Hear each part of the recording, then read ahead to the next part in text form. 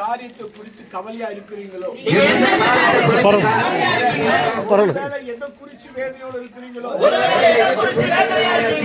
எனக்கு தெரியாது. தெரியும். அவர் உள்ள கொண்டு வந்தாரு. நாங்க இன்னைக்கு சொல்றோம். இயேசு சொல்றது அப்படியே சொல்றோம். இயேசு சொல்றது திரும்ப அப்படியே சொல்றோம். இங்க நிறைய வீட்ல காரணம் இல்லாத கவலை இருக்குது. என்னன்னே தெரியல அழுகுறீங்க.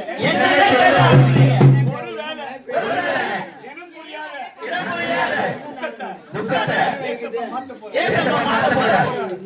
நாங்க உங்களுக்காக ஜெபம் பண்ண போறோம். இந்த சத்தம் கேட்கிற எந்த வீடா இருக்கட்டும்,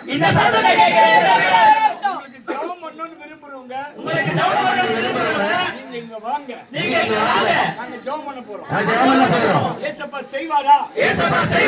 ஒரு டவுட் இருக்கலாம். கண்டிப்பா செய்வார். நான் சொல்றேன் பாருங்களா,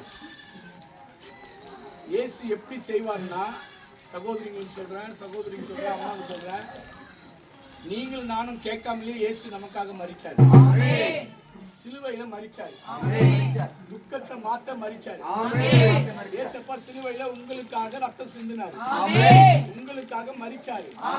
உங்களுக்காக 3ஆம் நாள் உயிரோடு எழுந்தார். இன்னைக்கு உயிரோடு கூட இருக்கு.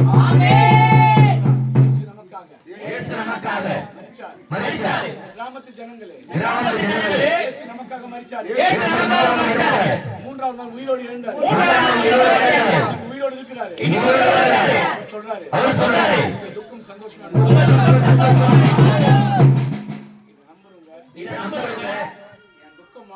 நம்புறவங்க, என் துக்கம் மாறணும்னு நம்புறவங்க, ஏங்குறவங்க, உங்களுக்காக நாங்க ஜெபம் பண்ண போறோம். வியாதி இருந்தா ஜெபம் பண்ண போறோம். வியாதி சுகமாக போகுது.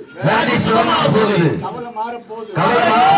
கஷ்டம் மாற போகுது. ஒரு பாட்டு பாடும்போது நீங்க அப்படியே மழையில வர வேணா, நாங்களே உங்க வீட்டாண்ட வந்து ஜெபம் பண்றோம். நீங்க அப்படியே மழையில வர வேணாம், உங்க வீட்டாண்ட வந்து நாங்க ஜெபம் பண்றோம்.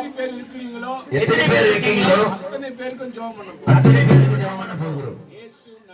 இயேசு நல்லவர். நம்பிக்கை எவ்வளவு இருக்கணும்? கடுகளவு. இப்ப உங்களுக்காக ஜெபம் பண்ண போறோம்.